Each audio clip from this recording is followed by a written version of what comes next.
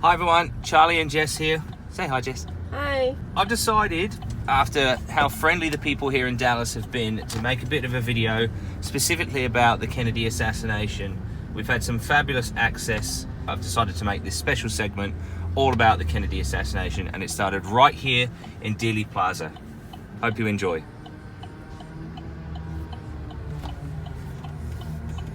Since I was younger, I've enjoyed investigating the Michael Jackson cases, the O.J. Simpson case, but probably none more so than the assassination of President Kennedy, which occurred right here in Dealey Plaza in Dallas. Behind me is the former Texas School Book Depository, where I believe Oswald fired 3 shots. 2 hit Kennedy, one of which in the head, killing him instantly, and that happened right here. So what I'm going to try and do now is recreate the camera angle that Abraham Zapruder had. So that's Dealey Plaza behind me. I'm stood on top of this about 4-foot high pedestal. See how this goes. I have to put this warning out there. The next piece of video shows the moment President Kennedy was shot in the head. If you are queasy, do not watch the next 30 seconds of this video.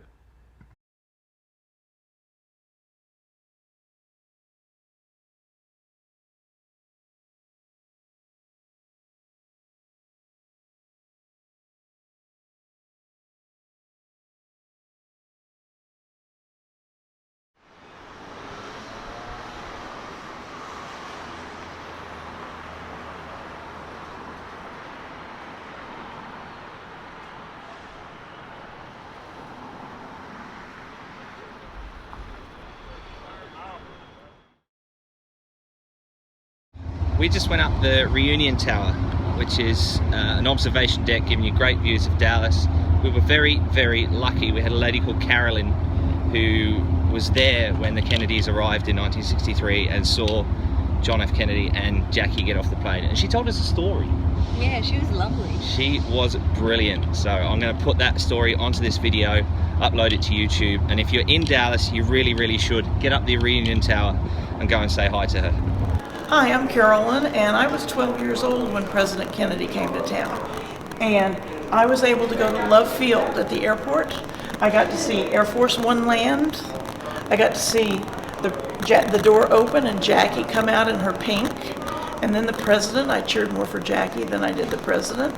I was not one in this crowd. My picture must be right over here, just out of the frame. I got to see her get the roses. Notice the crowd. And there's no security. We all were just there. When they got in the car, Mom and Dad wanted me to go back to school.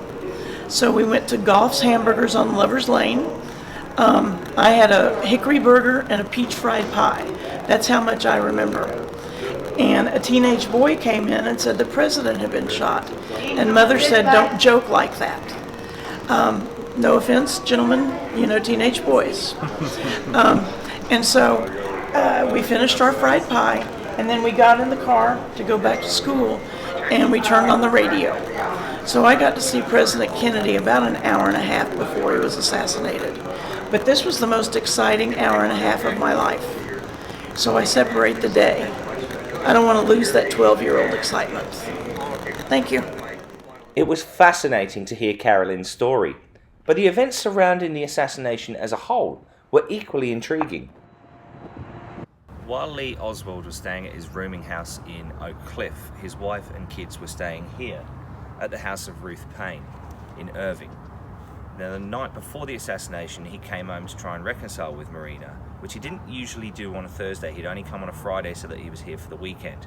This particular week, he decided to go on a Thursday, the night before the assassination, and he picked up his gun from the garage, wrapped it in a brown paper bag, walked up the street to his friend Wesley Fraser's house. They got left in to work together to the Texas School Book Depository on the Friday morning. Oswald, with his package, walked ahead of Fraser into the Texas School Book Depository. After shooting Kennedy and leaving the book depository, Oswald went to his boarding house on Beckley Avenue and walked all the way up here. He grabbed a jacket and a revolver, and then he came here to the corner of 10th and Patton Street. And if I'm right, I think it was just about there that Officer J.D. Tippett got out of his car, and as he did so, Oswald opened fire and shot him in the head and killed him instantly. Now the road's a bit different obviously to what it was in 1963, but since then they've added this memorial to J.D. Tippit. But not just at the site of his murder. J.D. Tippit's name can also be found on the Dallas Police Memorial in the downtown area. After killing Officer J.D. Tippit, Oswald walked down this street and he ducked into the opening of a shoe shop. The owner, Johnny Brewer, followed him because he looked suspicious. He came all the way here to the Texas Theater. He walked into the theater without paying, sat down. The lady who worked at the ticket counter called the police and they came and arrested him. While sitting in the seat that Jess is in here, Oswald was told to get to his feet by a policeman. Oswald said, "Well, it's all over now," and tried to pull his gun on the officer. After a brief struggle, he was taken away. He was quickly charged with the murder of Officer J.D. Tippit, but it quickly became apparent that he was the missing employee from the Texas School Book Depository and could be a prime suspect in the assassination of President Kennedy. The world's media descended on the Dallas Police Department, all looking for a soundbite or a quote from the prime suspect in the presidential killing. Eventually it became too much and the police agreed to let Oswald stand in front of the press under the understanding that they wouldn't shout out any questions. But that, of course, did not last long. Questioned by a judge, however, I protested at that time that I was not allowed legal representation. Did you kill the president? No, I've not been charged with that. In fact, nobody has said that to me yet. The first thing I heard about it was when the newspaper reporters in the hall asked me that question.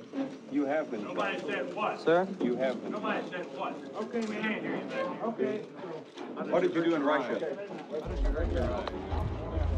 They decided to get Oswald out of there, and having received death threats, they decided to move Oswald to the county jail. But a Dallas nightclub owner, Jack Ruby, was about to change history forever. Captain Fritz. There is the prisoner. There is Lee. He's been shot. He's been shot. Lee Oswald has been shot. There's a man with a gun. It's absolute panic. Absolute panic here in the basement of Dallas Police Headquarters. Detectives have their guns drawn. There is no question about it. Oswald has been shot at point-blank range, fired into his stomach. Just 2 days after President Kennedy was shot, Lee Harvey Oswald himself was shot too. Jack Ruby made a payment at what was a Western Union on the corner down there, walked along this street, down into this basement where he fired a single shot into Lee Harvey Oswald's gut. That eventually killed him and robbed the whole world of an explanation as to why President Kennedy had to die. The president's body was returned to Washington, where there was an autopsy performed at Bethesda Naval Hospital, and where his body lay in state at first the White House and then the Capitol building. He was then buried in Arlington National Cemetery. An eternal flame was lit, and President Kennedy's grave to this day is the most visited grave at Arlington Cemetery. On the same day that President Kennedy was being buried, his accused assassin was also being laid to rest. Without much fanfare at all, in 1963, Lee Harvey Oswald was buried here in Fort Worth. In fact, they had to get some of the press that were attending to act as pallbearers. But in 1981, they had to exhume him because there was rumours going around that there was someone else here in his place. So they exhumed him, examined his dental records. Sorry, conspiracy theorists, it is actually Lee Harvey Oswald here. Almost immediately after Oswald was silenced by Jack Ruby, conspiracy theories came to the fore. Did he act alone? Was there a second gunman behind the fence on the grassy knoll? Until you come and see things for yourself, it's difficult to explain how you think they might happen. Now I've seen this for myself, I'm absolutely convinced that there was no gunman shooting from this location, from behind the grassy knoll. I'm not sure if you can see it there in the video, but the X on the road there, any shot going through President Kennedy's head from this location would have gone into Jackie Kennedy and she was not hurt. So for mine, that's conclusive, not evidence as such, but it's peace of mind for me. No shot was fired from the grassy knoll, or if it did, it missed. As well as President Kennedy and Governor John Connolly, one more person was struck by gunfire during the assassination, a spectator called James Tate, and he was stood right here. I love it. Fantastic to be in Dallas. Right here, in between Main Street and Commerce Street, down at the Triple Underpass. Now what's never really made sense to me is which shot and how the bullet managed to get itself down here. The theory goes that the bullet struck the curb just down here, somewhere. But if we look up towards the book depository and where the window is, and I'll try and point it out with my finger, it's about there, and the car would have been down here. So it's got to come at an angle to come down towards us here where we are now.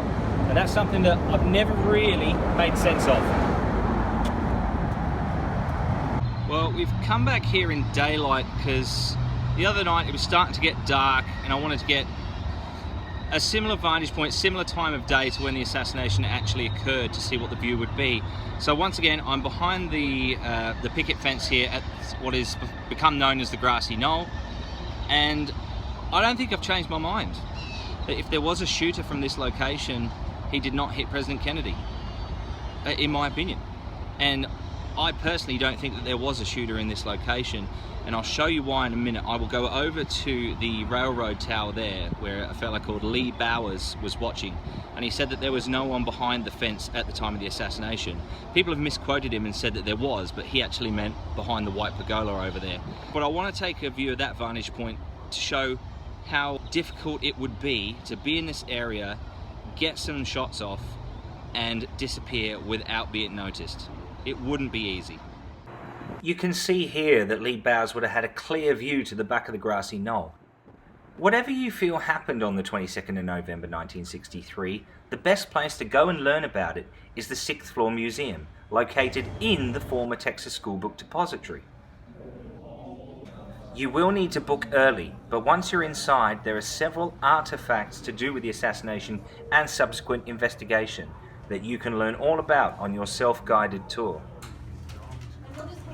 You can't physically get to it, but you can get very close to the location that Oswald fired the shots from and understand what he may have seen on that fateful day.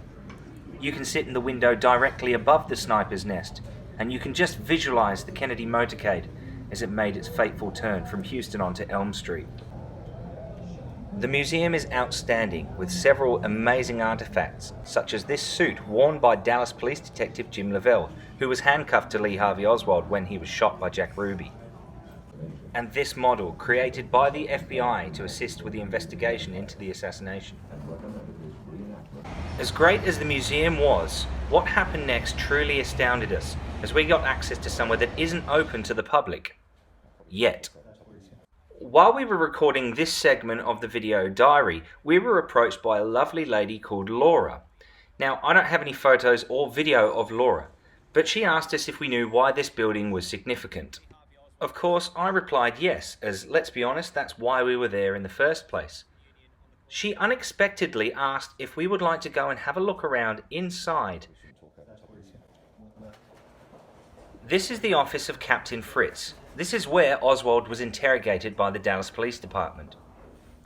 This is where he had his mugshot taken. And these are the jail cells and the specific cell that he spent what ultimately were his final hours. You're welcome to go. Laura, who is a professor of law at Dallas College of Law, gave us amazing access. We walked up and down these very same corridors. I felt like I was realizing a lifelong dream just to even be in Dallas. This was above and beyond anything I could have expected. So Laura, on behalf of my wife and I, thank you so much.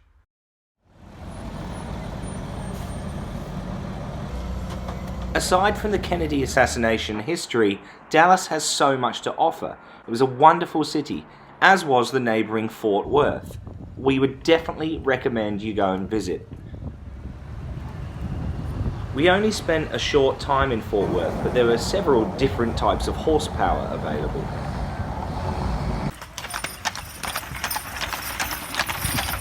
We were very sad to be leaving Texas, but we had the rest of our adventure to look forward to. So very quickly, let's run through some of the places that we went to. Washington DC, New York, flying a helicopter in New York, the Bellagio in Las Vegas, the Hoover Dam, the Grand Canyon, another helicopter, Alcatraz, San Francisco, Neverland Ranch, flying over Neverland, I flew the plane, Los Angeles, Disneyland, more Disneyland, Santa Monica, the location where O.J. Simpson murdered 2 people, the house where Michael Jackson died. I got stuck in behind a delivery. That's the car there. I bored Jess to death with some aeroplane stuff. Ultimately though, we were ready to come home. The next video that I'm going to try and produce is about one of my all-time favourite topics. Concorde. Even though it hasn't flown since 2003, Concorde to me is still the pinnacle of aviation. So to go alongside an article I wrote last year, I'm going to produce a little documentary about my favourite aeroplane.